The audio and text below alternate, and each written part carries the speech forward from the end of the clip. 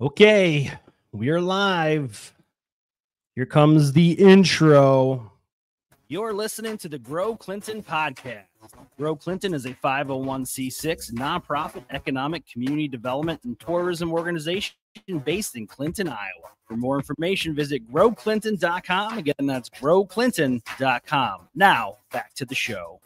What's happening, all you beautiful people out there in podcast land? Thank you so much for listening to the Grow Clinton podcast. That's right, Clinton, Iowa, located on the eastern Iowa, the state of Iowa, right along the mighty Mississippi River. As the intro said, Grow Clinton focuses on community, economic development, and tourism.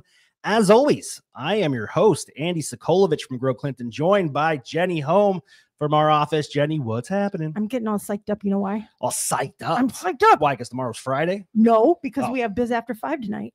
Biz After 5, yes. Yep.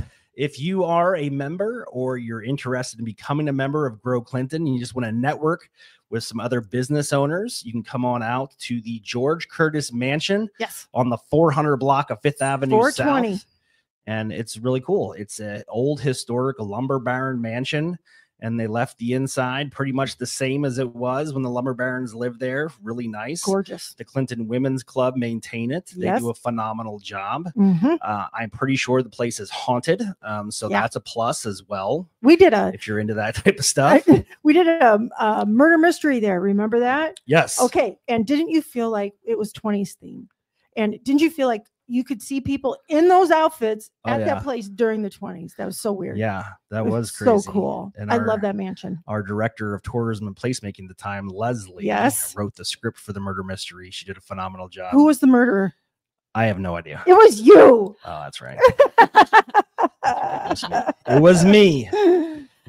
Speaking of murder, no, this has nothing to do with murder. No. Jenny, I am so excited because I love high-speed fiber internet. Me too. Without Miles Communications, we would not be able to record the Grow Clinton podcast. So thank you so much to Miles Communications for offering us high-speed fiber internet. MilesTelephone.com. Again, MilesTelephone.com. If they're not in your neck of the woods, they're on their way. Give them a call. MilesTelephone.com. Great guest today, Jenny. Before we went on air, we were having some of the most interesting conversations. I'm so excited to hear more from him. Love it. Love it. Now, one of the guests we've known for quite a while, Mr. Matt Rebro of Russell Construction and Real Estate Services. Did I get that right?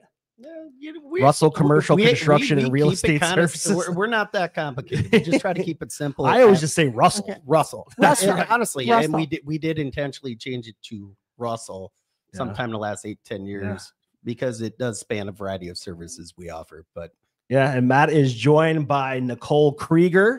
Hello. Did I pronounce that correctly? You did. Perfect. Nice. Now, Nicole, what do you do at Russell? So I am brand new and I actually moved. What do you mean brand new? Like this is your first day? No, like this is week They put you on a 7. podcast on day 1? She's oven fresh. I'm fresh. Mm-hmm. This is week 7. So I lived in St. Louis and I was recruited by Russell and so happy to be here. I'm the vice president of marketing and client relations, and it has been absolutely the best decision for myself and my family to move back here and to join Russell. Perfect. Matt, what is your official title? I'm the vice president of business development. Simple terms, I do sales for Russell. Now, for those that are not aware of what Russell offers, can you break it down? I know it's complex, but try to keep it as simple as possible. Is this a test for Nicole, or am I supposed to? Well, yeah, 7 weeks in. What is?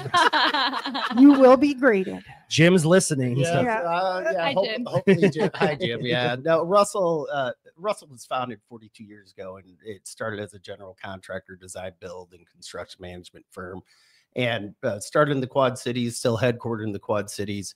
But the company's evolved quite a bit. So our primary mission is to work with manufacturers, commercial businesses, hotel groups, educational groups to either renovate, expand, or build new facilities for them.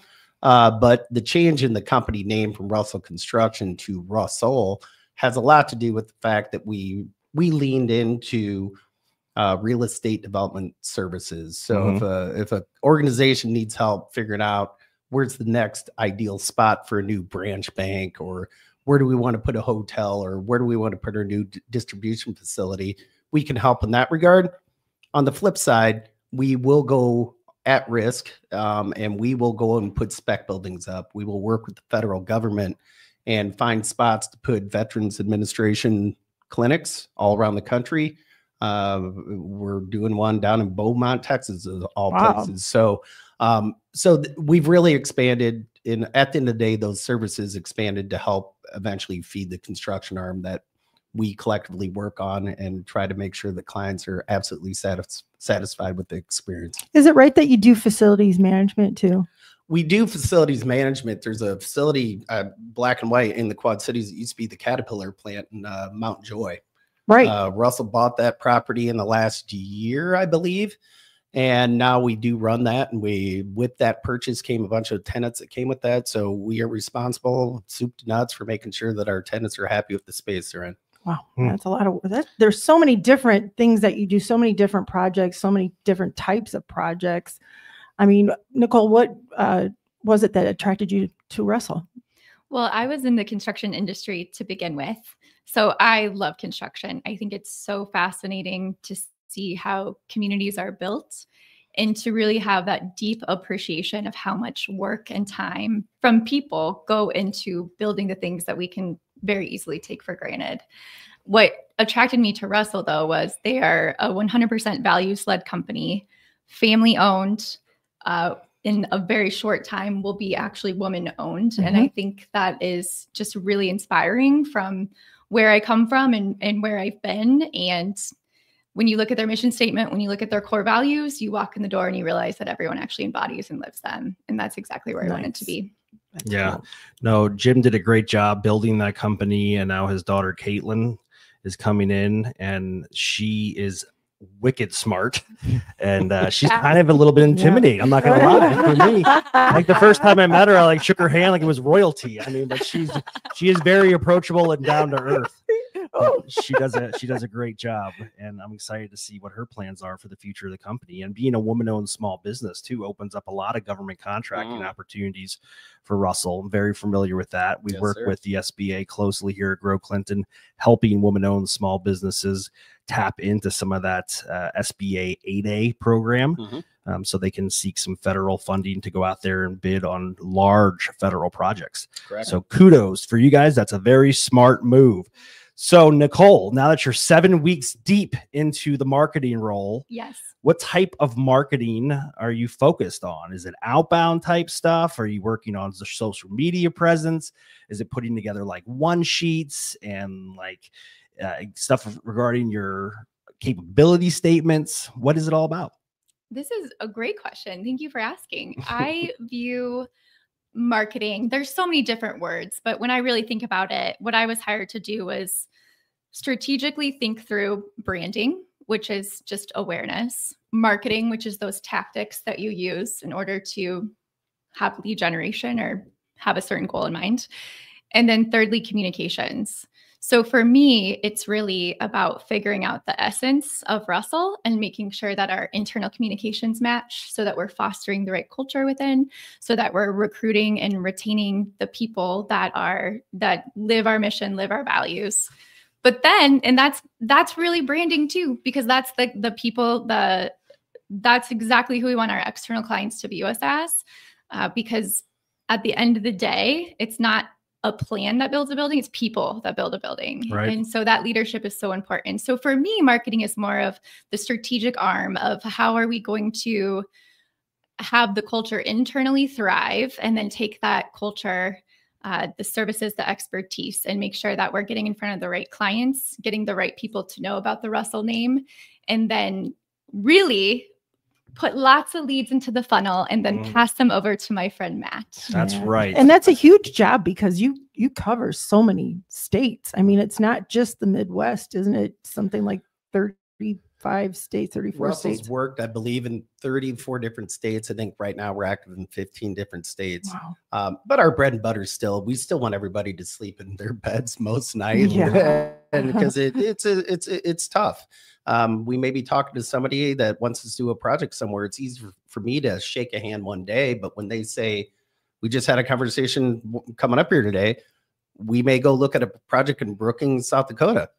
okay, I brought that in the door, but somebody may have to live there for 6 to 12 months.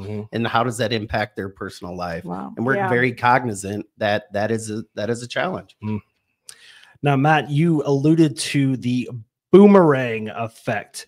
How does Russell as a company look to attract those individuals back to their home of record right here in the great state of Iowa? Yeah, I love that question. I am a boomeranger. I mean, I cut my teeth in construction management, design, build with Russell back in the 90s. But I was still that classic kid that felt this draw to maybe one day I want to be in a bigger city. So I took a hiatus. I was 17-year hiatus in Chicago and stayed in construction real estate, and I loved it. But 3 kids later, marriage to a lovely woman that had Davenport, Iowa roots. And what do you know? We circled back, and I was fortunate that because of maintaining good, positive relationships with the companies that I've worked with, Russell said, come back in 2017. And the real neat thing was the culture hadn't changed.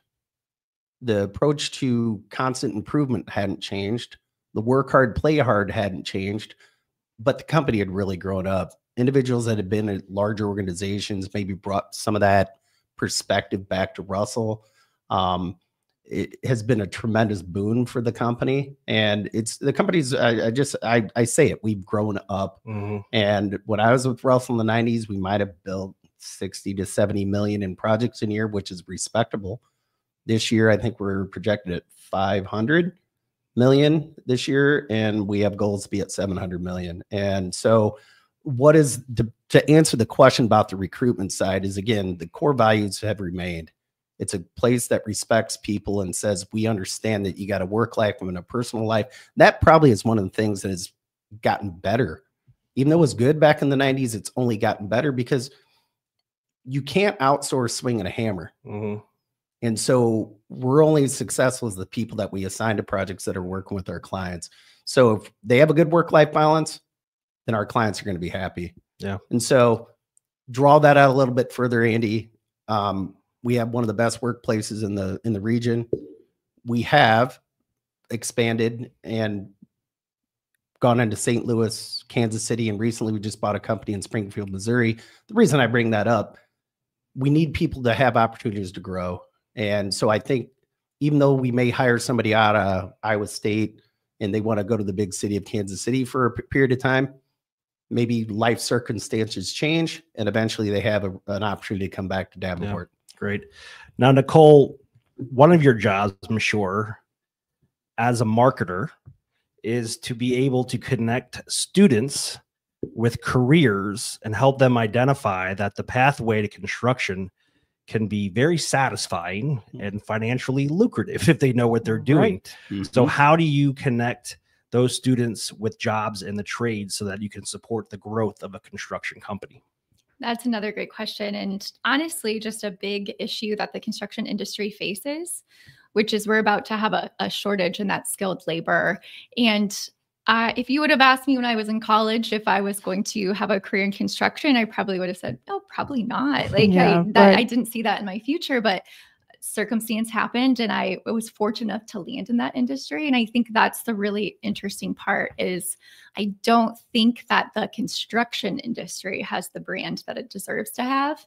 And that really together, all of us need to come together to really educate those young people about all the different career paths they have. And it doesn't need to look like we thought it needed to look when I was coming up, where you have to go to college or you have to do this to be successful. I just think my responsibility, everyone's responsibility in the industry, regardless of what our job is to make sure that that next generation really is making decisions that are best for them. They're following their passions, because you're right. It can be super lucrative and it can be exactly what they want. They just don't even know that there's a path there. Yeah. So what's your biggest surprise going into it? If you said that you probably not going to construction, but you went into it, what has been the biggest surprise about that?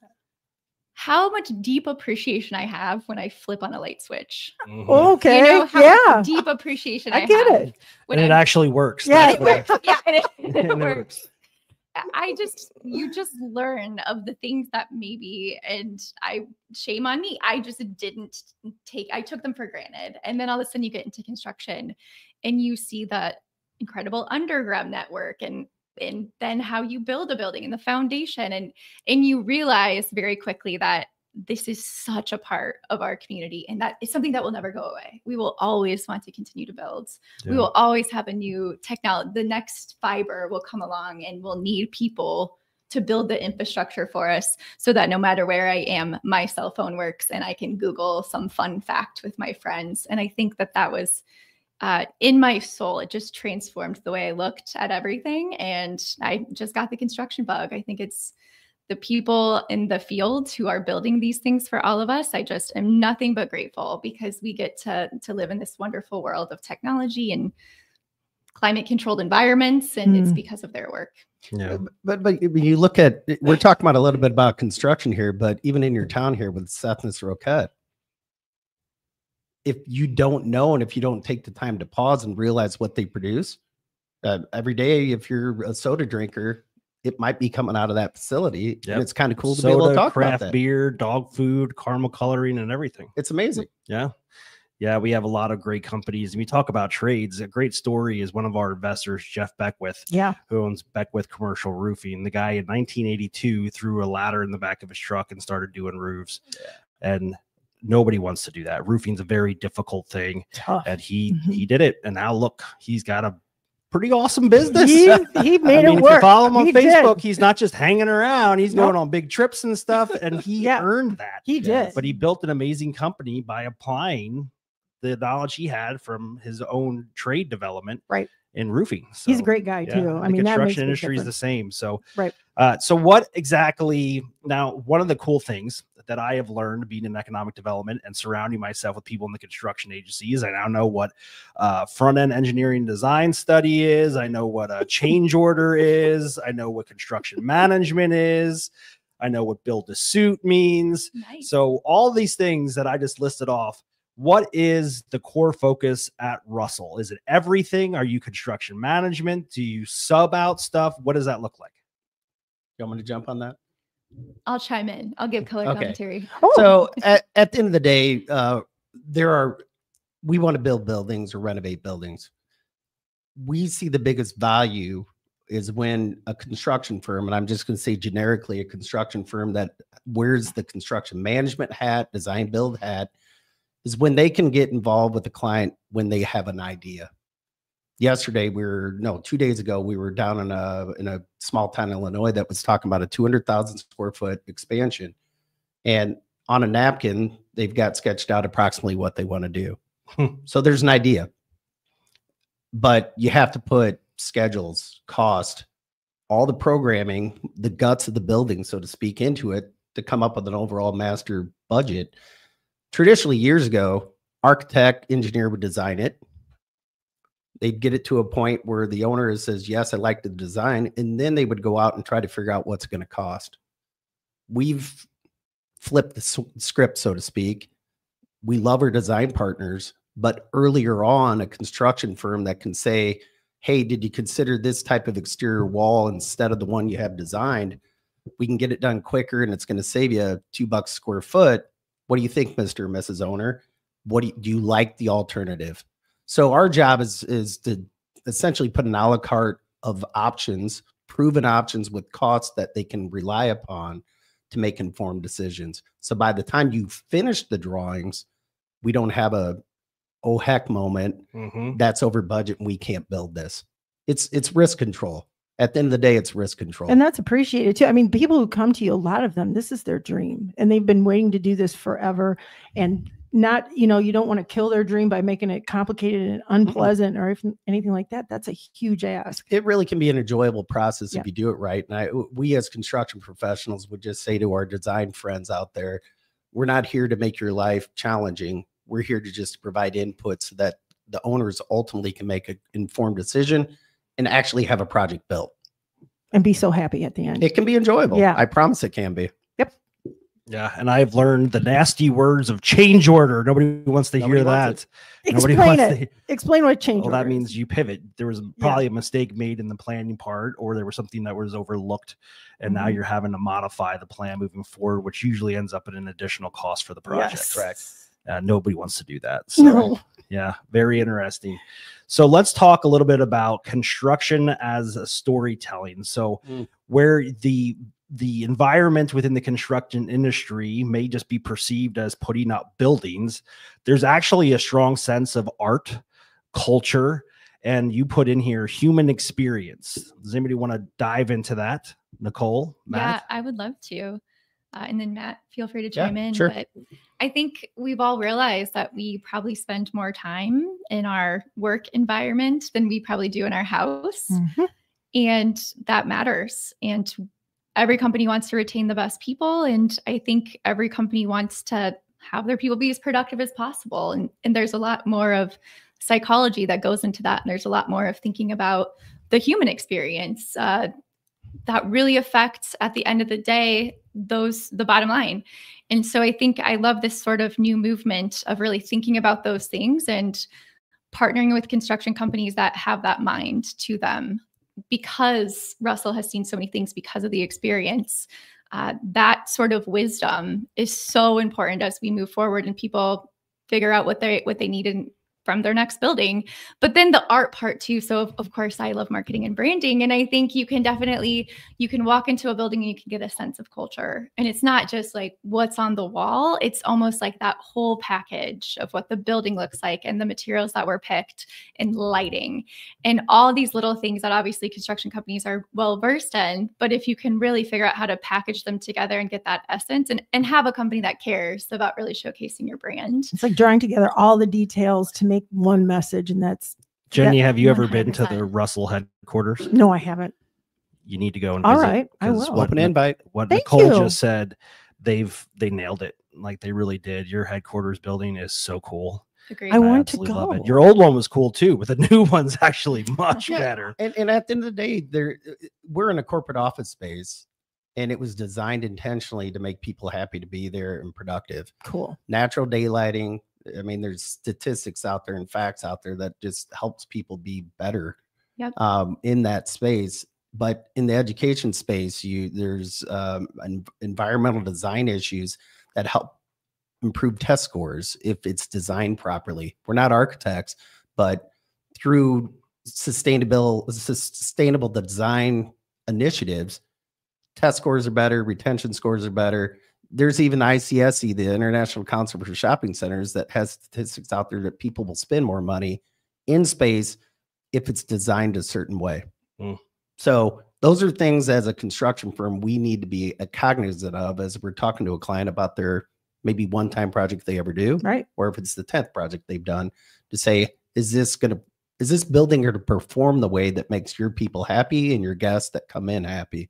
Happy people are going to come back. Happy people are going to be retained as employees and hopefully spend a couple more bucks in your town. You have Yeah. to be on the cutting edge too, because someone like me, if I'm designing something, I'm thinking in my head, okay, a room here, then you need a bathroom, then you need a space here. It's great to have somebody come in and say, no, you can do this and you can do something to make people want to be here more. And you need that creativity when you're building something. Yeah, but black and white, 100%. But there's also on the flip side, there's very practical buildings that need to be built. Mhm. A Sure. warehouse. A warehouse is It's a very practical, but it's very important so Right. that those products are closer to clients and it's more cost effective to get out the door. Mhm. So yes, we do some neat buildings that are designed by phenomenal architects, but we're also talking to folks about $200,000 refreshes of a locker room in a manufacturing facility, so those people on the floor feel valued. Absolutely. Yeah. very cool. It is amazing how your attention pivots. Like 10 years in economic development now, my wife and I went up to Lake Geneva and I was like craning my neck looking at industrial sites, trying to find out where the utilities were coming in, ingress, egress. You dork. I know, but it's crazy. That's the way things are now. I'm like, oh, look at that detention pond. Oh, that's a nice one. I really like that. And my wife's like, what are you talking about? Don't worry about it. I'm just in all of their industrial site. Yeah, especially when it's a rail served industrial site. That's when I really get going. I love it. Geek I love out. it. All right, guys. Well, thank you so much for being on the air. Is there anything that you want to share, specifically your contact information? How do people get a hold of you? what's the best way to navigate the chain of command at Russell to make sure they're getting in touch with the right person? I mean, at the end of the day, if somebody calls Russell and says, hey, is Matt or Nicole available? We'll pick up the phone. Absolutely. russellco.com. If you want to just learn a little bit more about the company, we're here in Clinton for a reason. We support Grow Clinton for a reason. We have clients here that we have loved working with, and we would love to expand that if somebody had interest. One of your projects here was the Eagle Point Lodge, and people just love it. It's a beautiful space. We're there for Leadership Iowa not too long ago. Absolutely beautiful space, but we've been fortunate to work some other notable companies here in the area, and love Clinton. Yeah. Thank you so much for your continued support. Nicole, it was a pleasure meeting you. So great to meet you. Thank you so much. Where are you living at now? You're in Davenport? Bettendorf? Bettendorf. And we're renting so that we can really get a lay of the land. Like, we're nerds about cities. No, it's a good idea. So smart. We just now you're not originally from the area. You were brought out of St. Louis. Correct. Here. So you were not a boomerang. I was. I was from Cedar Rapids, Iowa. Oh. So I'm an Iowa boomerang. But yes. Nice. Are you a Hawkeyes fan? Of course. Okay. Go there Hawks. you go. There you go. Go Hawks. That's I love right. watching Caitlin Clark take down. Oh, that was nice. I gotta tell you something. If she comes to She town said no looking foul, for my though. man, he's gone. He's leaving. She winks at the TV. Yeah. Mine too. Gee whiz. Yeah, we love her. Caitlin Yes. Clark. That's crazy. Mhm. Yeah. Did you get to see her play at all when she was at Carver? No, I didn't. Nah, nor but did I. We do not miss a game, though. Did you see the Fever played at Carver? That was just a few weeks ago. Yeah. Yeah. Oh, and it wasn't even a game. It was Mhm. almost hard to watch. Yeah. They crushed them so bad. Tickets were expensive, though, but we Yeah. we don't miss much of that. All right, Matt, Nicole, thank you so much for joining us on this 120th episode of the Grow Clinton podcast. Jenny, big plans for tomorrow, Friday? Friday, I got a lot going on tomorrow, but I'm getting ready to leave town for the weekend. So Good for you. yeah, it got to help some Where you kids going? move. Tennessee. Oh, Yeah, nice. Going to Clarksville, Tennessee. You're going to pick yourself up some cowgirl boots while you're down there? Don't be For surprised. Tailgate and Tall Boys coming up There you June go. 5th through the 7th right here in Clinton, Iowa. It's coming up. Country music concert.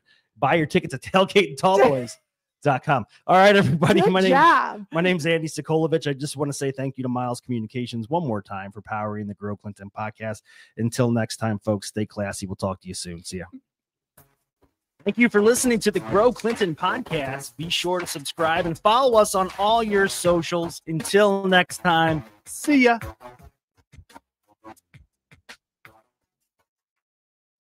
Stop this.